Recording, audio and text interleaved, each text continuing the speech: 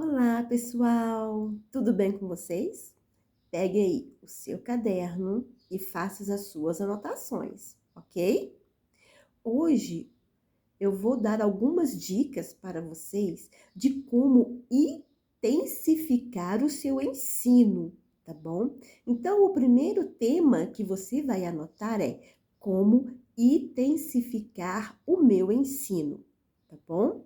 Preste bem atenção, são alguns pontos, eu serei rápida, tá bom? Porque precisamos intensificar o nosso ensino, pessoal? Responda aí dentro de você o porquê. Nos dias de hoje, né, nós temos uma necessidade muito grande de intensificar o nosso ensino. Não ficar somente preso dentro de quatro paredes e dando aquela mesma rotina, né? Nós temos um cronograma, tá? É diferente, tá bom? De uma expressão de aula, tá bom?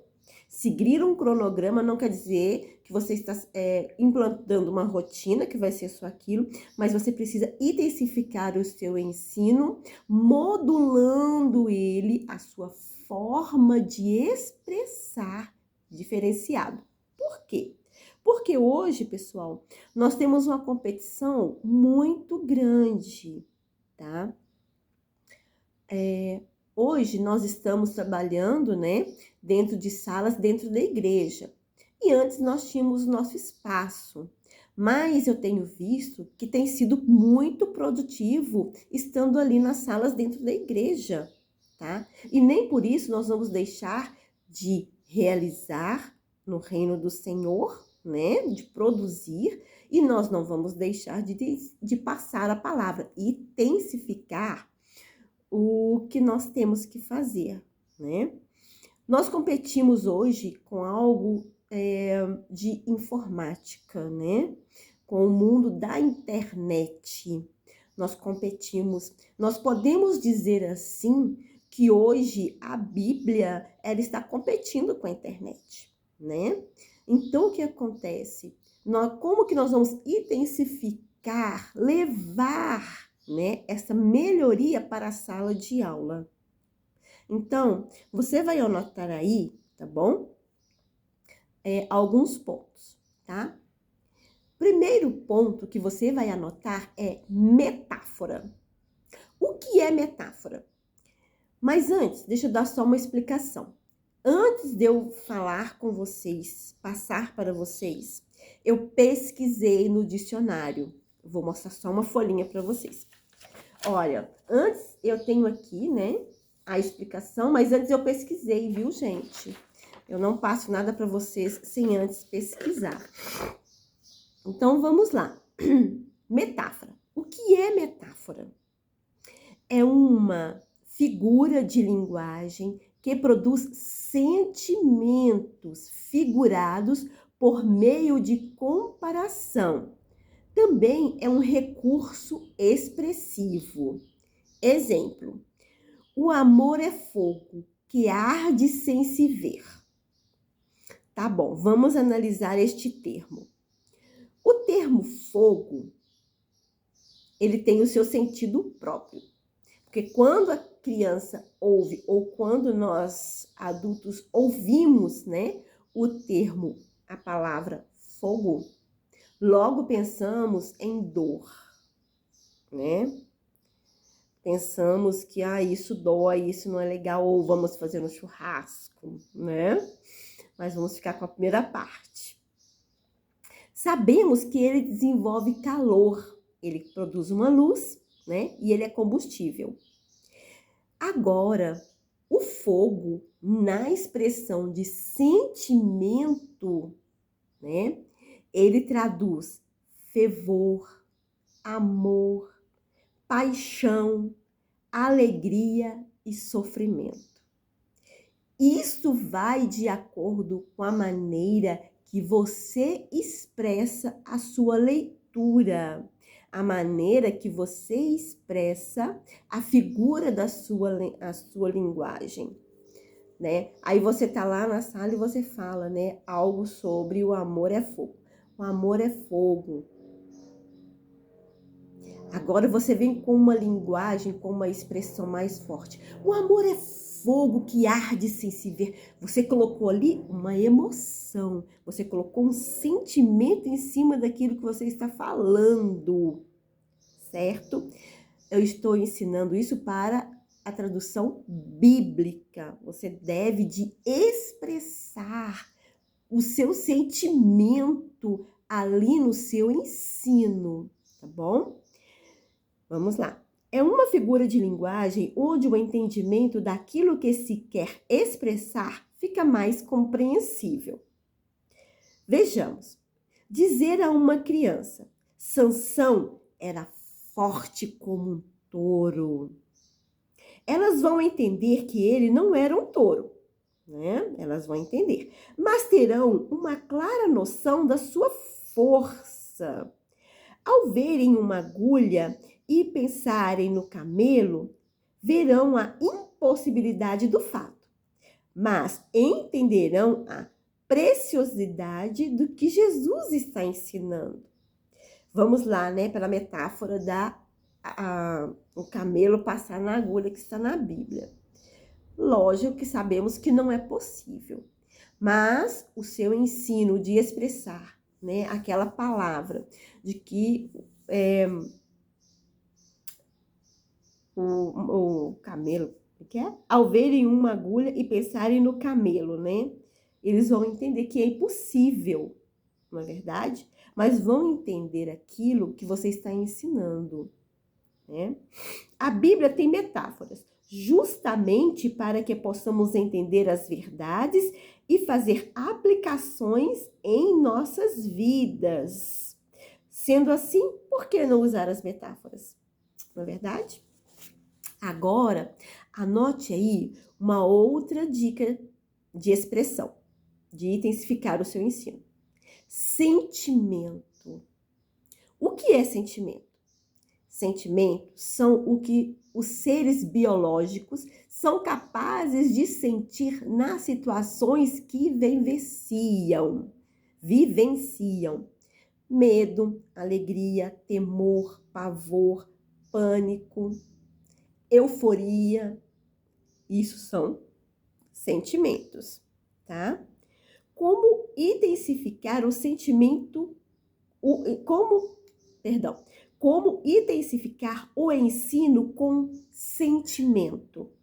Já pensou que a Bíblia diz: aonde estiver o nosso coração, ali está o nosso tesouro? Já passou para pensar? Eu vou repetir. Já pensou que a Bíblia diz: aonde estiver o nosso coração, ali está o nosso tesouro? E baseado nisso, não podemos deixar de falar sobre sentimentos. Como uma criança pode entender sobre misericórdia se ele nunca sentiu isso por ninguém? E como que você vai ensinar? Textualizando na Bíblia, né? Bases bíblicas, ensinando quando Jesus teve misericórdia de alguém ali na Bíblia. Pegue um texto bíblico. Eu não anotei, foi falha minha. Mas pode mostrar como Jesus tem misericórdia das nossas vidas, que o amor dele é tão grande por nós. Você pode começar explicando por aí. O amor deles por nós e a graça e misericórdia dele é muito grande sobre as nossas vidas. Dessa forma, o nosso papel na vida da criança como professor tem um papel fundamental. Conseguir com que a criança entenda os seus sentimentos e relacioná-los com os princípios bíblicos. Tendo visto isso, vamos com certeza ver frutos no ensino na vida dos pequeninos. Amém? Sentimentos. Quando você está ensinando ali sobre Noé, Abraão, qualquer um outro, né? Até mesmo nos 10 mandamentos que estamos trabalhando. Ali tem a forma de você expressar o sentimento, né? Jesus deu uma ordem, né? Não roubar. Aí tem um sentimento, né? Aí envolvido no não roubar, porque Jesus deu uma ordem. Outro ponto, anotem aí, por favor. Imaginação. Eu acho que é um dos pontos que eu mais gosto, que é a imaginação. Quando eu estou lendo a Bíblia, Agora eu estou no livro de Marcos de novo. É Marcos que eu estou. Não esquecendo onde eu estou. Eu estou no livro de Marcos. Eu vou lendo, né, os capítulos e vou ali imaginando a situação, né? É muito bom quando você vai ler um livro ou uma parte da Bíblia que você imagina. Você exercita a sua imaginação ali, como era naquele tempo e como poderá ser hoje, e como seria nos dias de hoje aquele tempo. Então você vai trabalhando ali a sua própria imaginação. Imagina você pegar tudo que você tem e trabalhar a imaginação da criança, não é verdade? O que é imaginação? É a capacidade mental que permite representação de objetos e situações e entre outros. Há quem pense que por ensinar a palavra não seja necessário usar a imaginação dos pequenos.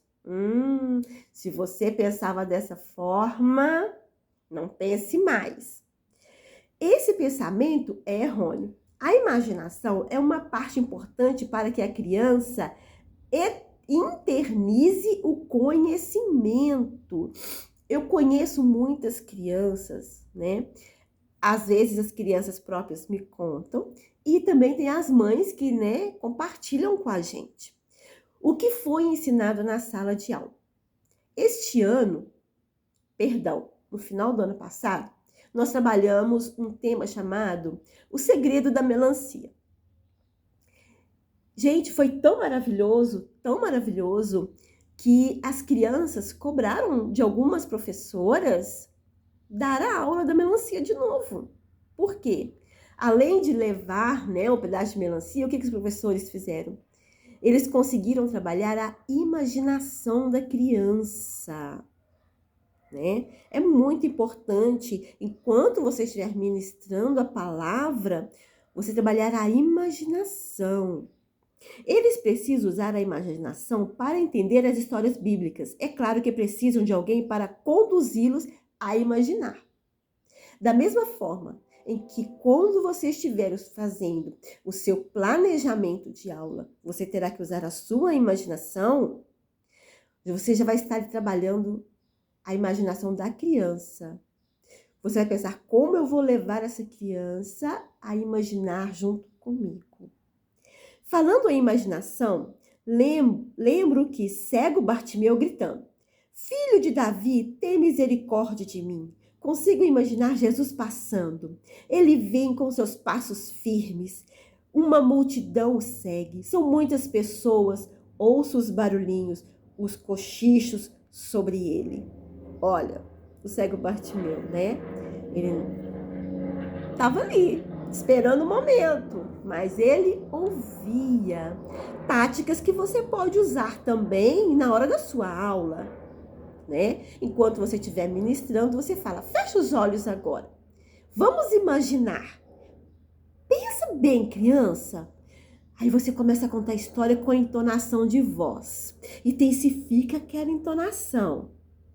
Pensa. Eu quero que você faça isso em uma das suas aulas e compartilhe no seu grupo como foi, ok?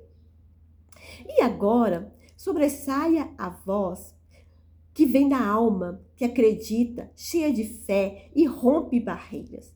Alguns tentam repreendê-lo, mas ele já não está mais na carne e continua: Filho de Davi, tem misericórdia de mim. Filho de Davi, tem misericórdia de mim. Ao ouvi-lo, Jesus manda chamá-lo. Não era possível seguir sem parar, né? Pensa, você contando a história, usando a imaginação da sua criança. Qual a expectativa que você está buscando dela? Você sabe? A curiosidade. Lá nos vídeos atrás tem falando sobre curiosidade, né? Poxa, o que mais que aconteceu depois? Você vai estar estimulando a criança a curiosidade, que a curiosidade veio saber. Eu quero saber mais o que aconteceu ali. Qual foi o babado da história? Certo? Vamos lá. Agora, você vai anotar comparações. Como intensificar o ensino com comparações. O que é comparação?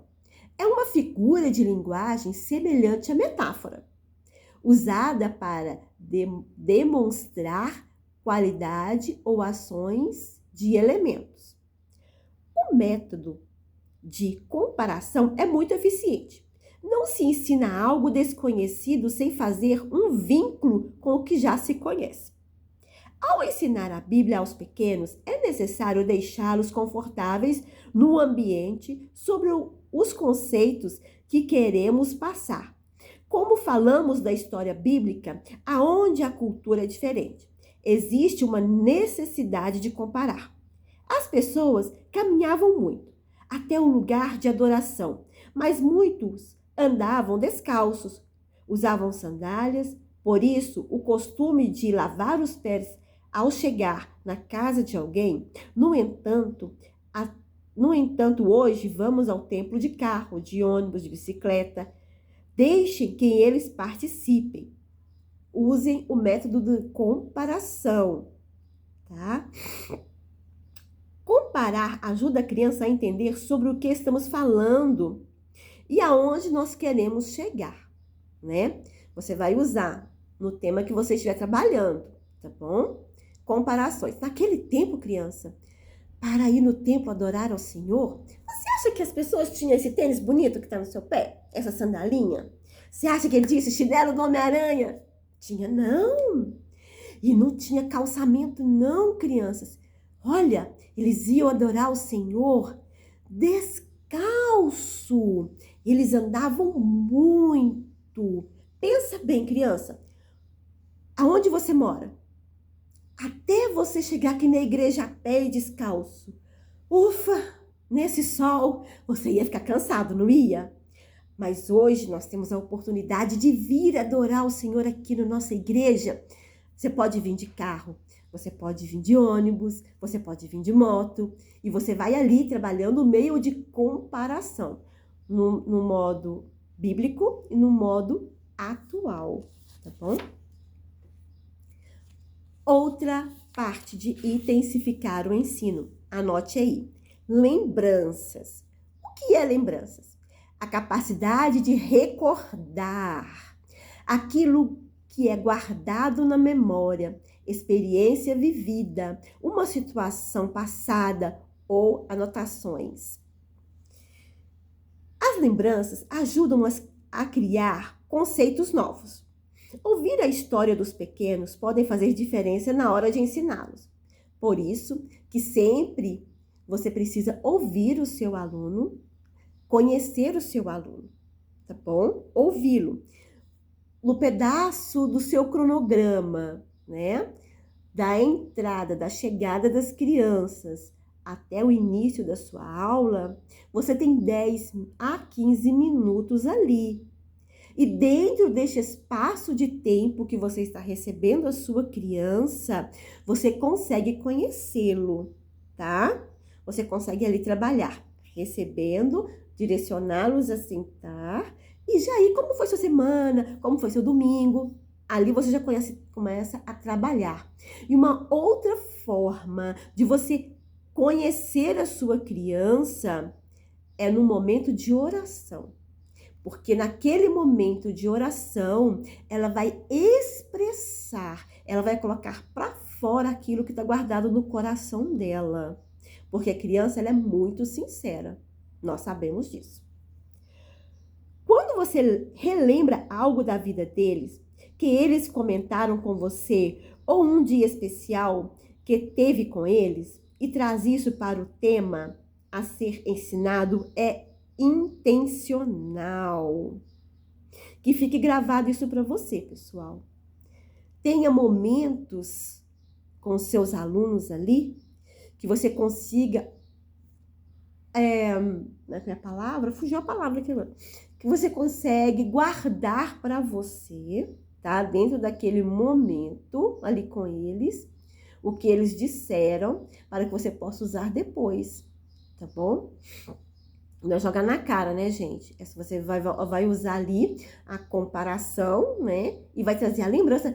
Nossa, você lembra? O dia que você me contou isso, você vai transformar numa lembrança e trazer para o contexto da sua aula de hoje. Você vai estar intensificando o seu ensino. Exemplo: Deus responde orações, assim como o pai e a mãe respondem pedidos. O pai e a mãe sempre dizem sim. Lembre um fato de uma criança, traga lembranças desse episódio. Ensinei aos pequeninos sobre isso e uma linda de 5 anos respondeu prontamente. Diz não também. Às vezes minha mãe diz não ou diz vou pensar. Né? Isso mesmo. É quando isso acontece, é porque devemos esperar. Completei. Houve um sorriso, pois ela contribuiu no aprendizado. Ali a criança, ela entende, né? Quando a mãe diz sim, né? Porque hoje a maioria das mães diz sim para os filhos, de uma forma errônea, né? Para não ter que escutar o filho ali pedindo, chorando, falando, para ela ficar livre, ela, né, diz o sim. Mas isso aí é uma outra história, né? Um outro ensino para vocês. Então ficou aí essas dicas, como intensificar o seu ensino, a sua forma de agir e de expressar dentro da sala de aula. Um beijo no coração de vocês.